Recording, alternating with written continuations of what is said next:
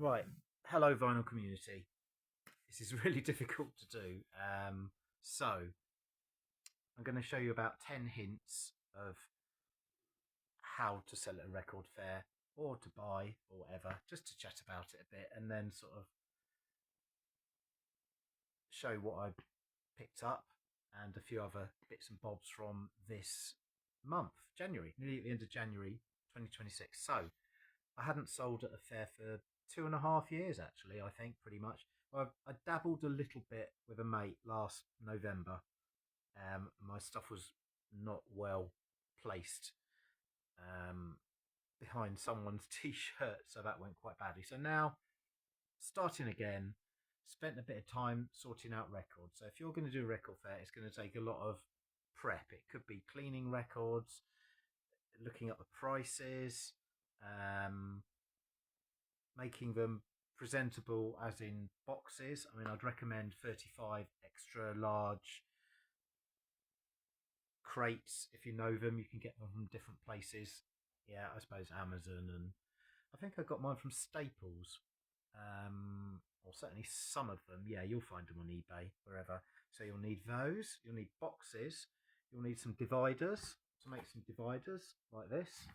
Um, or you can just go very plain and write, whatever on them. There, there. These are all, if you can see, all labels. Verve, um, Transatlantic. Can't remember what this one is now. Anyway, um, yeah. So you're going to need boxes. For this particular fair, I actually needed some tables. I've never been to a record fair where I needed to get some tables. I borrowed some off someone at work. I think I might get one of those. They're a lot stronger tables. I took two, and one was borrowed by these two guys, these vinyl hunters. If you know them, it's a granddad and a grandson from London, northeast Essex kind of way. I forget where they said they were from. Anyway, they have thousands of views and subscribers, far more than this little channel. Um, yeah, they borrowed a table and it was really going in the middle. And I felt quite bad when I gave these tables back to the guy I work with. I think it was okay, but yeah, they weren't really very grateful, to be honest. I wasn't that impressed with them. Yeah, let's just say that. Anyway, so the other problem with selling at record fairs in the UK is the car parking. You're going to have to get there early, whether you need to get a spot or whether you want to get there early to look at what other people have without opening your own boxes. That is one piece of, pardon me, advice. Yeah. Car parking could be a problem. You'll need a sack barrow. Most of them are inside. This is inside a pub, which has these lovely stained glass windows in it. This is Aussie. Yeah, I've talked about it in a couple of videos recently, I think, including my final tag. What else will you need? You'll need a little card machine, 25 to £30. I do also write what I've bought and what I've sold in a little book. You don't have to do that. When you're selling, what you can do, if you want to keep a record of it, you can just take a picture with your phone.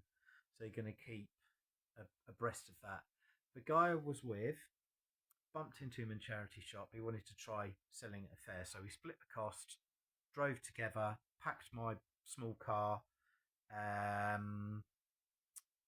Yeah, that was fine. He was going for cash route. He'd got loads of change. I think it had been a big hassle to get it, but a lot of people come with cash, and cash is king in a way.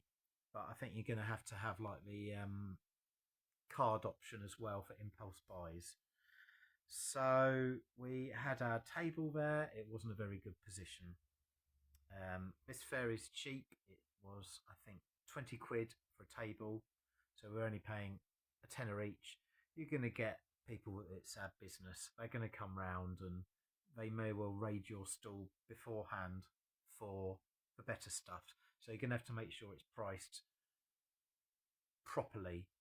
Whether you decide to discount stuff halfway through, or be more sort of saying that you're open to do offers to the people that come to you. That is up to you as well. I'd recommend having a real cheap box. Yeah, a real £1 box. That will probably get people in. This other guy, as I say, I was with, he had records that were very limited, expensive sort of stuff. I don't think he had anything under. It was like £20 to probably over 100, I think, from what I remember. Yeah, and maybe that balance between us sort of did okay. I had a box full of stuff which was a fiver, and then you sort of say occasionally, oh, that's a fiver, or if you can find five, it's 20 quid, or a lot of people will haggle anyway, as you know. And what else could I say about it? Yeah, if it's going to be a Reading record fair, which I've done, it's going to be more for a table. It's going to be more organised. It's going to be um, your name's going to be on the table. I suppose the other thing to talk about is the other dealers. So this one, there was a guy on my left who has a load of stuff. He's retired. It's all presented well, yeah. And then you can have people like a guy who I often see at this record fair, and I always go to him straight away to pick things up because, yeah, you pick things up and you're going to sell them. It's as simple as that, This is a what do you call it? Capitalist society, I suppose, and yeah, it funds your hobby, or maybe you're just doing this as I'm retired now and I want to have fun and just play shops for the day, which I do as well, I suppose. Yeah, what else? I've shown you those. We've talked about the boxes. The other sellers, some of them were in another room. Yeah, some people just sell new vinyl. That's all they do. Some people can be quite hard work, shall I say? Yeah, they can be quite hard work. Often record fairs, sometimes you pay to get in early, as you know. Often they really get busy, probably 11 a.m. to sort of 2, and I've never known what. Very rarely do they keep going into the afternoon. Yeah, you'll be wanting to go home by then. It's a long time, so take drink and take a chair, maybe if you've got a chair. I know that's obvious. Yeah, take drink and something to eat. I mean, this was in a pub, so you could get whatever you wanted, really. I'm not sure what else there is to say about it, really. You could take some carrier bags, I suppose, because people sometimes have those. Yeah, but just try and enjoy it as much as you can. So,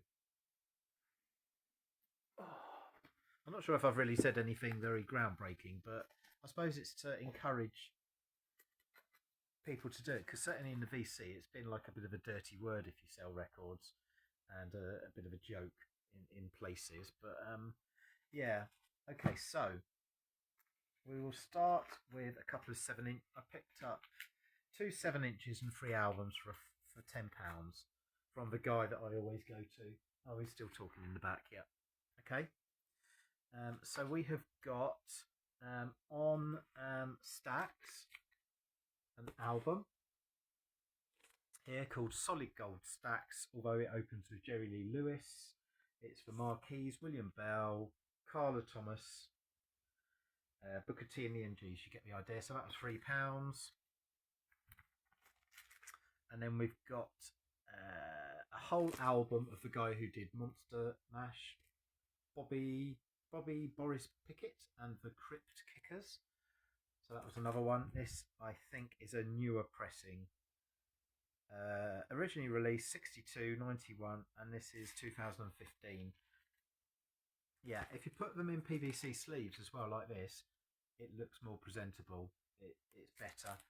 How you do your labels, whether you just use a little sticker. Don't ever stick stickers on records. It's not good, as you know. Unless, of course, it's some nice Our Price sticker from the 80s or something. This was £3. This was Friendly Fires. I don't really know them, but it was £3. And it is quite a lovely that colour vinyl, purple colour vinyl. So yes, I'd encourage, certainly Rob Walker's talked about doing a fair for a while. And recently David Atkinson has said he was thinking of doing it, and then he's done already 4 videos of stuff that he's accumulated over decades, I guess. So yeah, I think there'll be videos about it soon. A couple of 7 inches that were included in this £10 mob. This is Horace Faith on Trojan with Black Pearl and Help Me Help Myself. I played it. It's quite poppy. It's not one of the known ones so much. This is a 7-inch on NEMS, Paranoid on one side and Snowblind on the other, which is from Black Sabbath Volume 4. Yeah.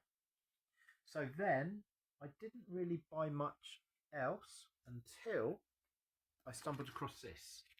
So Steve Whitty has just shown this. This is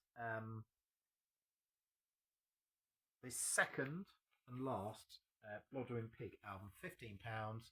A guy who's got good selection of records. I bought it from at the fair, and I've got a copy of it already.